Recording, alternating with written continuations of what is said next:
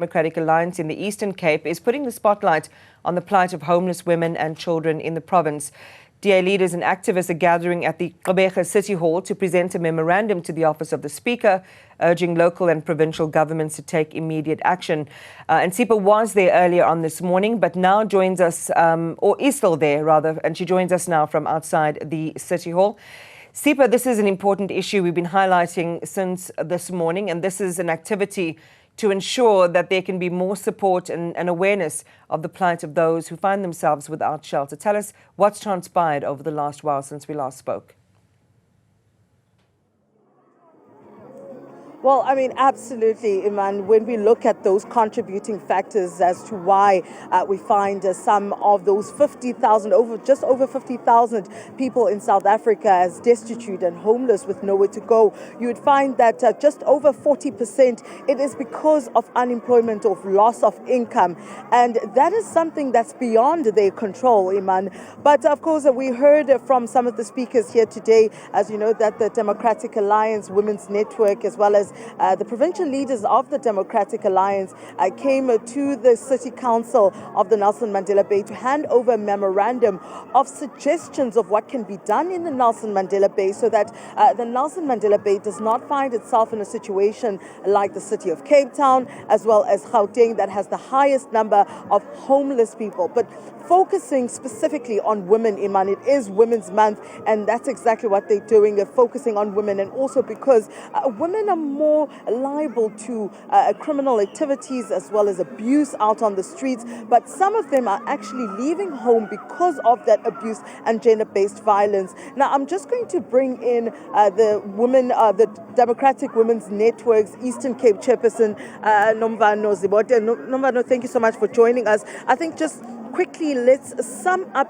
the key issues that you were focusing on and handing over the memorandum, those suggestions that you had made to the Speaker of Council. Thank you very much. Our suggestions today don't only speak to women, but specifically women and children now need safer spaces because, as you have all correctly said, some women leave their homes because of the abuse and only to end up in the streets and be subjected to the same abuse, and the children end up not going to school. And we are here today to suggest to the municipality that they do something about homelessness as the whole term, but then also, when they actually do their plans and buildings, they must also be sensitive to gender issues to ensure that women are safe in those same homes. They build safe homes that cater for women and have sanitation that is proper for women. And also not just homes, but they also have programs within those homes that offer rehabilitation that can give children an opportunity to go back home, to go back to school. Yes. All right. Thank you so much. Now, I also want to bring in, Iman, the Speaker of Council, that's Eugene Johnson, who accepted the memorandum. I mean, speaking, Speaker, about, the plight of women, but homelessness as well. We know that women in South Africa are fighting a losing battle against gender-based violence, sexual assault, and now homelessness. I mean, that is putting them at a much greater compromise. But you accepted the memorandum, and what were the reasons for you coming to accept that memorandum, and also the plans that you were telling us about, the buildings that the municipality is actually, or the council rather, is looking at converting them into shelters? Thank you very much. The reason why this was very important for us as a city to come, because the issue of homelessness is a problem for the city, and the issue of the buildings, the vacant buildings, we have considered that as a city, especially after the disaster that we had in Gqeberha, and we found that many people don't have houses to live in, and you have many people that sleep on the streets. So we are considering that. Currently, we are busy doing an audit of all our vacant buildings, especially in town, so that we can see whether we can get our people that are homeless, and even children, and those people that live in our floodplain areas, whether they can be accommodated in these vacant buildings. So that's why it was very important for me to come to accept the petition on behalf of the municipality.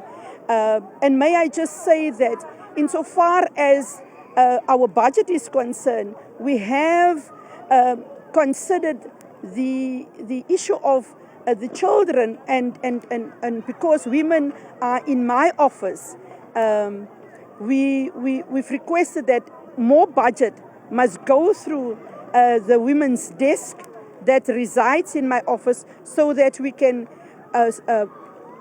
ensure that all these concerns that women have, especially on gender-based violence and femicide, the issue of equity, and the issue of ensuring that NGOs and other MDM formations that focus on women matters are addressed. All right. So thanks so much. We are very happy for this.